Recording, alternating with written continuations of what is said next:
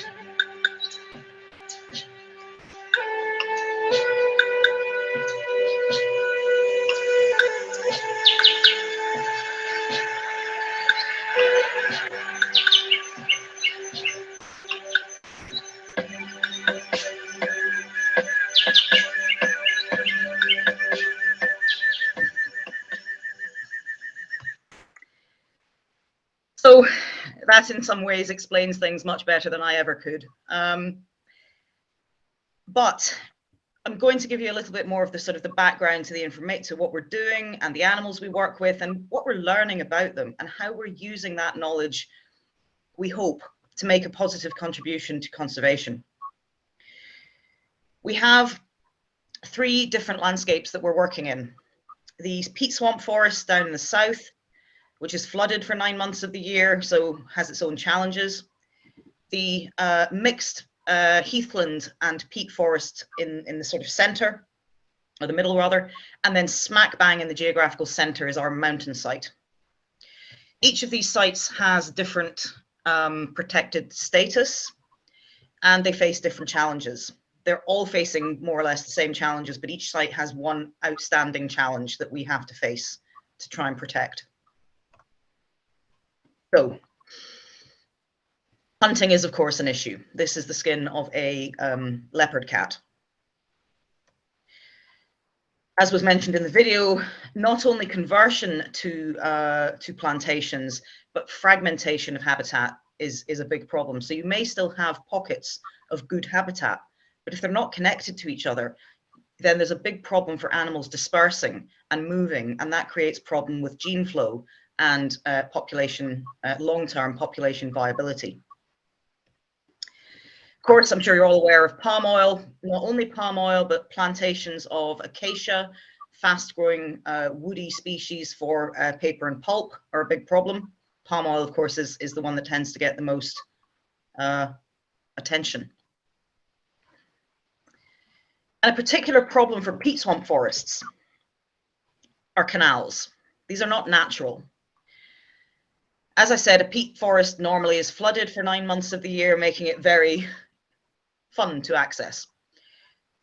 When these forests were are targeted by illegal logging, the illegal loggers will cut canals into the peat and float the logs out. This, of course, has the problem of draining the peat.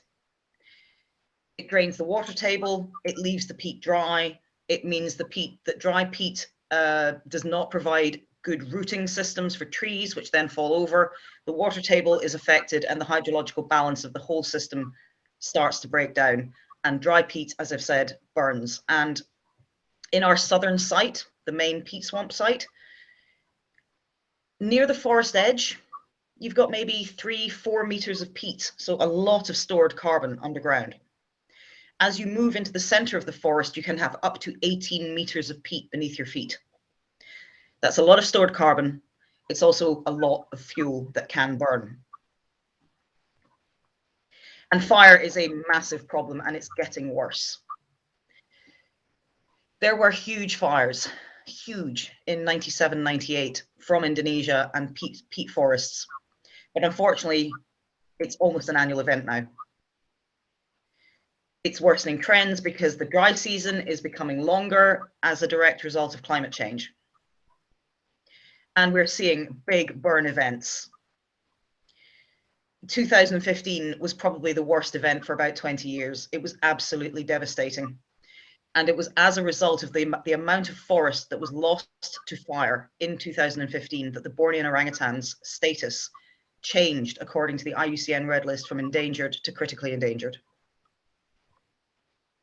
It's a lot of fire. It also produces this incredible toxic smoke, which is hugely detrimental to the health of everybody, wildlife, human alike. And regenerating and restoring areas that have previously burnt is an enormous challenge. These are images that we took with our drone in 2015. This is about a kilometer away from our main base camp.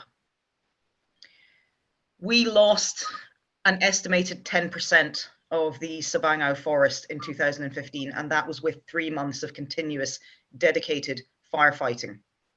It's a little bit frightening to think how much forest could have been lost had there not been that firefighting. And even though you may have trees standing after the fire, quite often the roots have been incinerated, so these trees are not going to regenerate naturally. We have to work and do assisted regeneration. Again, these are the outcomes of the 2015 fires.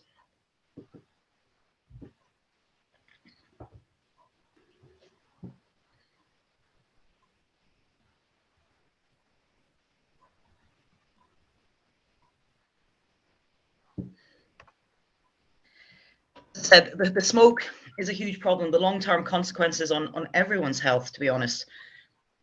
is poorly understood because we're breathing in this toxic smoke.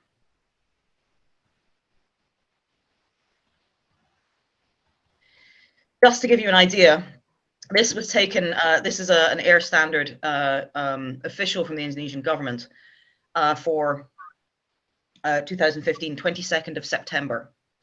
And what you can see at the bottom, sorry if I just hide that actually.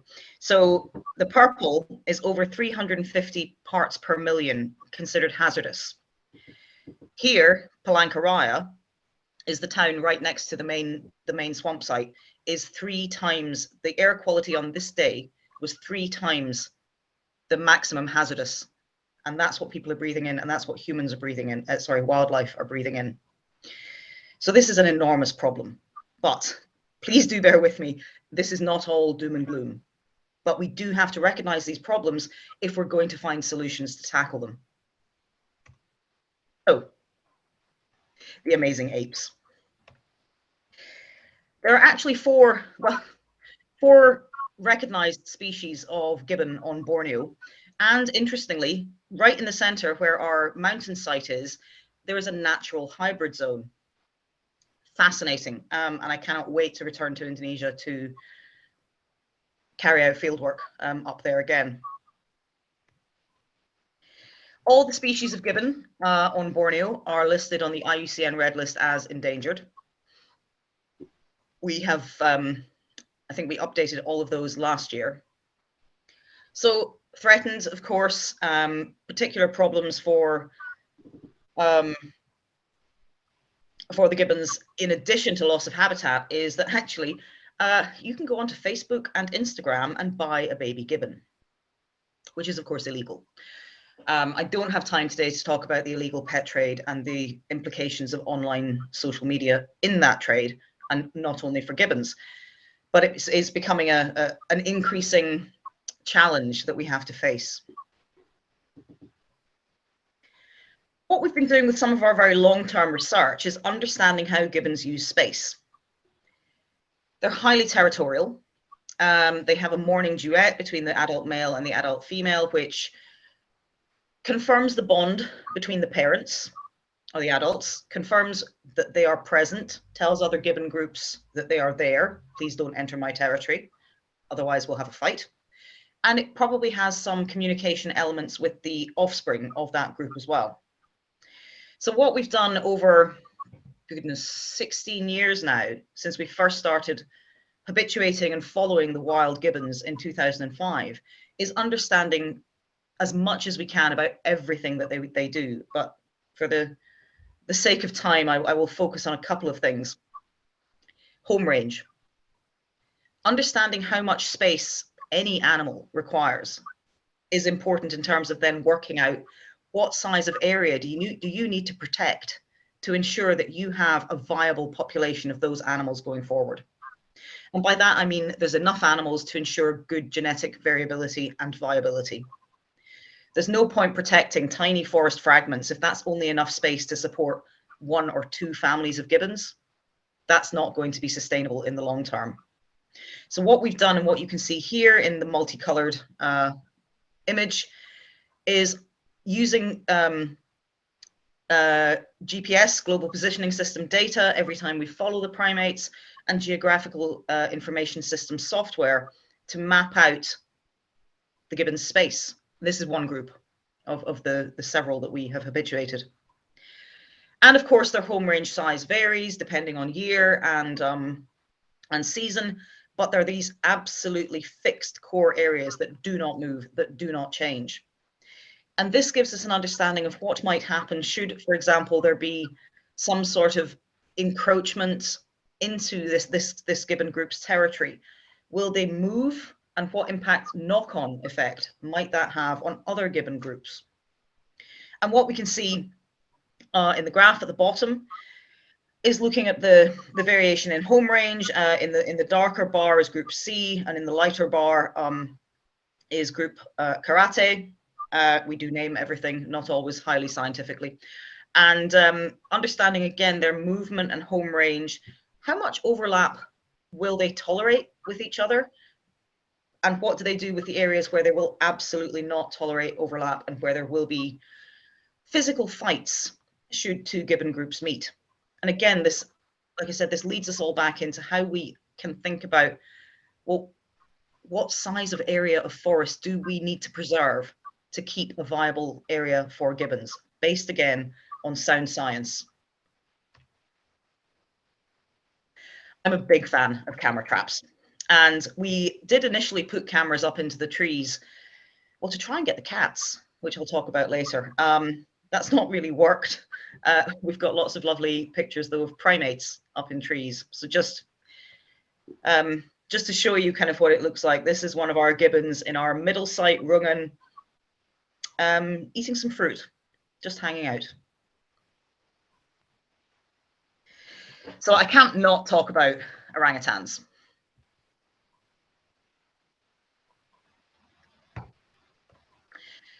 As I mentioned, all three species are now considered to be critically endangered on the IUCN Red List.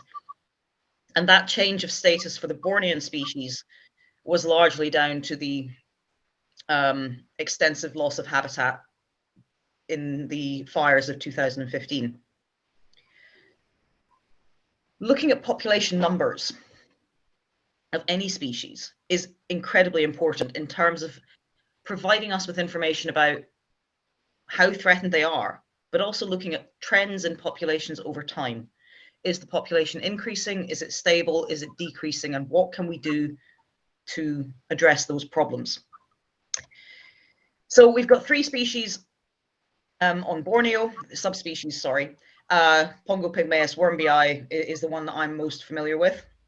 And then we have the two species on Sumatra, the Sumatran orangutan, and the more recently described Tapanuli orangutan.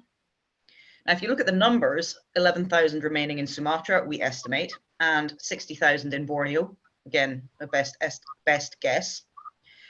However, when you actually break that down, of those 11,000 on Sumatra, it's estimated that maybe at most 900 are the Tapanuli orangutan. So the numbers are important, because that again leads us back to thinking about, well, what's the genetic variability? How can we increase that population and what can we do? So understanding all of this is critical, and it comes down to, again, sound science in terms of how we survey these species to get these population numbers. With gibbons, we use their morning calls to triangulate and estimate density that way. With orangutans, because they make nests, we count nests. Not quite as simple as that, but that's it in a nutshell. The nests. Orangutans love to make a nest. It's not quite as simple, as I said, to just go and count nests, because every independent orangutan will make a new nest every night. They may also make a day nest. So just counting numbers of nests is not scientifically accurate. There's also a decay rate. So once the orangutans have made a nest, and the one in the main picture is a nice new nest, freshly broken branches, nice green leaves, and what you can see in the bottom right is still a nest, but an older nest that has started to decay because of the branches being broken. So there's lots of fun statistics that we have to include when trying to use nests to estimate density. Orangutans are, they're all fascinating animals, but orangutans in particular have the longest interbirth interval of any primate. They don't normally, females won't normally have their first infant until they're about 15, males at maybe 18, but the female will probably spend at least 7 years looking after one single infant before she gives birth to a new infant. So that period of time between infants is the longest of any primate. The cats. We first started the cat work, well, with camera traps, in 2008. And I suppose we kind of, while I say we use good science, we absolutely do, but sometimes you have to just take a leap of faith. We'd been told by people who'd worked in the forest and our team's parents who had worked in the forest before it became a national park that they'd seen clouded leopards. We had no evidence, and there was no evidence clouded leopards lived in peat swamp forest. Happily, some funders took a punt on us and gave us camera traps to go and see if this was the case. And it was, and we've been kind of doing it ever since. So we have 5 cats on Borneo: the flat-headed cat, the leopard cat, the Sunda clouded leopard, the marbled cat, and the endemic bay cat. And this is just a gratuitous shot of probably my most favorite camera trap image of just the clouded leopard hanging out in his home. King of the jungle.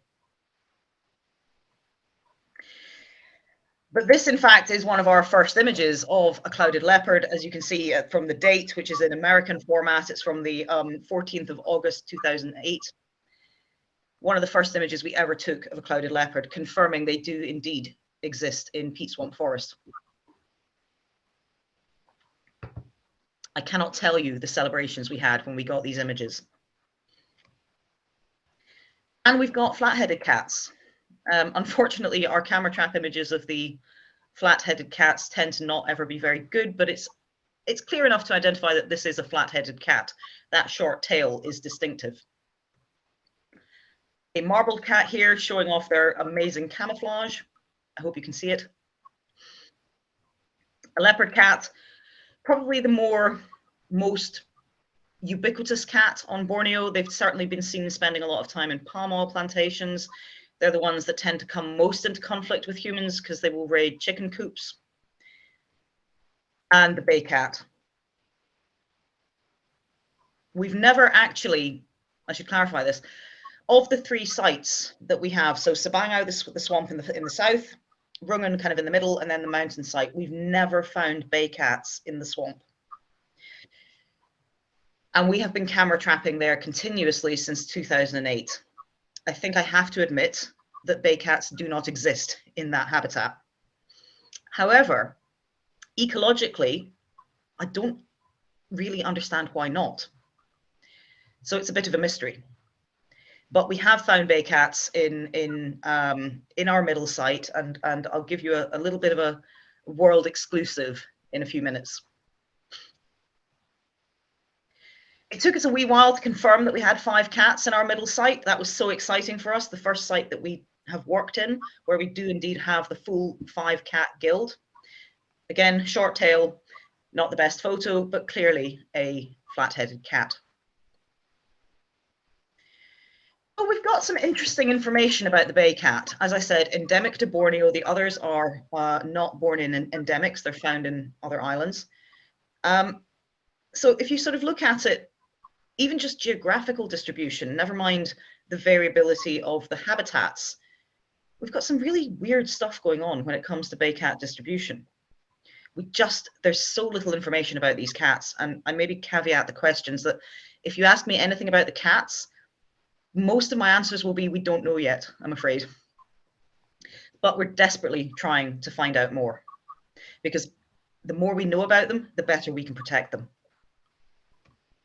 So, for a long time, we've been trying to get back up into the mountains, into the Burrito Hulu site.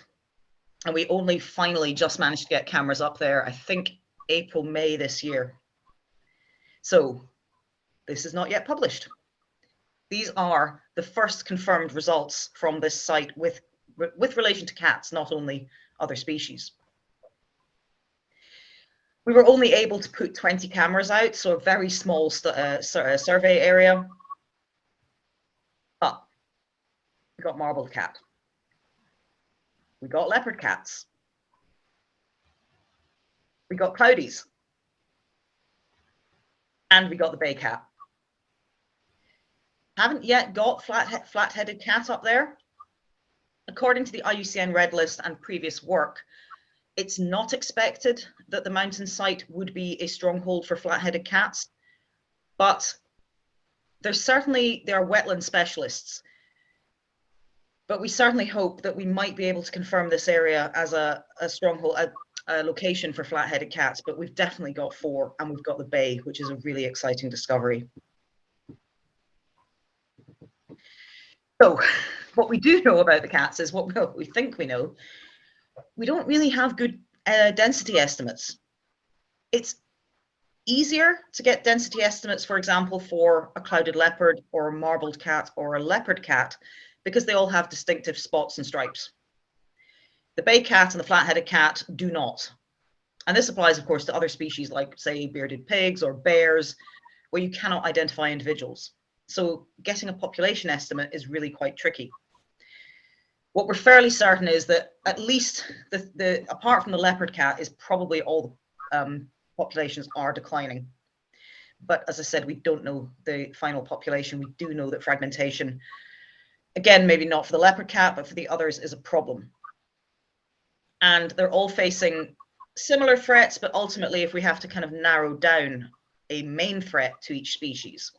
For the bay, it's a loss of habitat. Flatties, loss of wetlands because they are wetland specialists. Cloudies, there doesn't appear to be direct persecution of cloudies in the same way that there might be with something like a tiger. But certainly if there's indirect persecution, for example, their prey species are being targeted by humans, and definitely habitat connectivity for a large ranging cat. Marbled cat, loss of habitat, and the leopard cat, probably the biggest problem is conflict with humans. I mentioned about connectivity. Obviously, Borneo is the island of Borneo, sorry, is 3 countries. The majority of it is Indonesia. Then you've got the 2 Malaysian states of Sabah and Sarawak, and then Brunei up in the north. The cats, of course, don't actually care about national or international boundaries. But also, we don't really understand what their ranging is like or how far they disperse. So how much space do they need? How wide do they range across a landscape if it's connected and given the opportunity? So we have to think about this connectivity issue, and it applies to not just to the cats, but certainly, you know, big flanged male orangutans definitely have very wide dispersal distances, many kilometers from where they're born. And the other consideration that we must think about is wildlife outside of protected areas. So as an example of the 3 sites that the Borneo Nature Foundation works in, Sabangau in the south is a national park. Rungan, the middle site, has a small protected area, but the majority of the landscape has no protection. And the mountain site has absolutely no protection, not even a little bit. There is an estimate that about, for example, 80% of orangutans on Borneo exist outside protected areas. This is a huge challenge in terms of as I said, how we keep those forests intact so that they can support wildlife, how we make sure those forests are connected, but we cannot do this without including humans. And this way, therefore, I think presents some of the biggest challenge. How can we protect forest and ensure that humans are included in the conversation?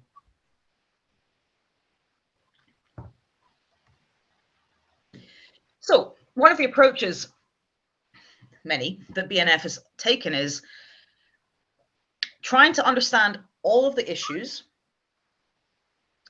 and figure out how to make a difference. So we've got drainage of the peat through the canals. The peat is decomposing because of fire and CO2 emissions. We've got forest loss and degradation and fragmentation. What can we do? Well, let's restore the habitat. But you can't do that alone. So we work with local development and education and community development with local people. And we protect the habitat. So when the fires happen, when there's illegal activities, we have patrol teams, we have firefighting. We initiate that when it's needed. And as I keep saying, we underpin it all with sound science. Because that then means we can go with authority to say, we propose this action, or indeed not action, but it's based on science. So we have our firefighting teams. They are just the most incredible group of people I've ever met. I mean, what they do and the danger they put themselves in to fight these fires is just astounding. And I should also mention that we're now supporting, I think, 6 firefighting teams, and we do have happily, a substantial number of women who are part of these teams. So the idea is that because the area is so dry and often quite far from a water source, the bottom left picture is we bore holes down into the water table and then use a portable generator to pump the water up to fight the fires. And what we're also doing now is we're starting to work with, continuing our work with drone technology using infrared cameras that will allow us to highlight and pinpoint the hottest point of the fire, which may not be visible above ground. But if you can target the hottest point of the fire with the hoses, that helps put it out and is much more efficient than just trying to blanket douse the whole area. So this is proving hugely effective. We're building dams to block the canals, with the hope that by blocking the canals, they will silt up and they will kind of regenerate naturally. And hopefully we can also reduce the water coming out of the peat. What we have discovered, however, and I didn't include the best photo here,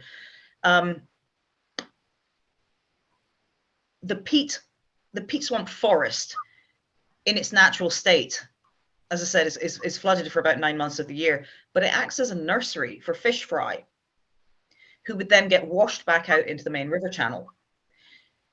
This has stopped happening. So what we've had to do is create dams with kind of fish highways, so the fry and young fish can actually get back to the river. Otherwise, we're impacting on fish stock. So it's all linked. Education and outreach. As Jenny mentioned at the beginning, I am absolutely passionate about this. I love teaching. I love doing these kinds of things. And we have such an amazing education team out in Indonesia who work with people of all ages. And especially during the lockdown, we've been able to start offering this to many more people outside of Indonesia as well, and do online training with university students, with NGOs, working with kids from 5, 6, 7 years old, right up to university students, and of course adults. Getting, when we can, safely, getting people into the forest, helping them understand, and working, of course, not just with Indonesians, but with non-Indonesians as well. And one of the things we did back in 2015 was we wrote a book, a kid's book, in English and Indonesian, called The Little Gibbon Who Lost His Song. It is available to buy on Amazon. Shameless plug. So thinking about our solutions, we have to maximize populations of all species, and of course work with law enforcement, and particularly stop hunting, whether that be hunting where the animal is killed or hunting where the animal ends up in the pet trade. To stop or control habitat loss and forest conversion, and promote habitat protection and connectivity, and monitor species populations over time, and work with local people, and just people in general, to be honest. So we want to use what we're trying to do to provide knowledge which is essential for conservation management at all levels, from grassroots to working with local government, to providing input to the IUCN Red List to ensure that what the information they're presenting to the world is accurate. Deterring illegal activities and providing data on the impact of such activities. And increasing the capacity of local organizations to be able to carry out effective conservation programs. In some ways, we've had to be even more innovative than we previously thought we would because of the pandemic. I have not, sadly, been able to get to Indonesia now for nearly 2 years. This is the longest I have been away from Indonesia for nearly 20 years. I am missing it desperately. But working with some funders and other collaborators, we made a game. It's not virtual reality, apparently it's called augmented reality. And it's based on real data from our field site and 2 real individuals, Fio the orangutan and Chili the gibbon. These are real animals in Sabangao. And you can go to the jungle yourself using just your phone. It's free. And the image on the right is my, actually where I'm sat now is my study, but taking a view through the augmented reality of me following Fio. So as you can see, my flat has kind of been turned into the jungle. So you have to follow the orangutan, gibbon, and of course there are gorilla and chimpanzee levels, find fruit, partake in conservation actions, and you get to meet avatars of our real team in the field. What we also did during lockdown was turn our gibbon book into a free app. Again, dual language. So you can actually listen to the song being read in either English or Indonesian, but you get additional information. You can listen to the sounds of the animals. The little gibbon, as he travels through the forest, meets many other animals. So you can get more information about them and hear what they sound like. Again, it's free. I don't think it's currently available for the iPhone. I think it's just on Android. And these have proved incredibly popular. So I think at the end of the day, we face so many challenges in conservation. But I also believe that this allows an opportunity to create so many solutions. There is no one solution fits all. And what we do in Borneo is not necessarily going to work in other parts of the world. Some of it will have to be site specific or country specific or culture specific. But I think if we try and think there's one solution to this, we can become overwhelmed. But if we see every problem as an opportunity to create multiple solutions, then I think we can, as we would say in Scotland, keep the heat, as in stay sane. So like I said, many different approaches are needed, but sharing experience and ideas is absolutely critical. One thing we are so fortunate about with BNF is our incredible team in Indonesia. We really have barely stopped because of the pandemic. We have an 80-strong team in Indonesia who have carried on pretty much everything we do, apart from we are not now following the primates in the forest. We never got very close. We really stayed maybe 15 meters apart. We never obviously had interaction. But since April last year, we've stopped doing that because of the concern of transmission of COVID. Everything else really pretty much has continued. And that is a testament to the team in Indonesia to really making this happen and keeping everything going. So with that, I would like to say terima kasih. Thank you very much for your attention, and I'm very happy to answer questions.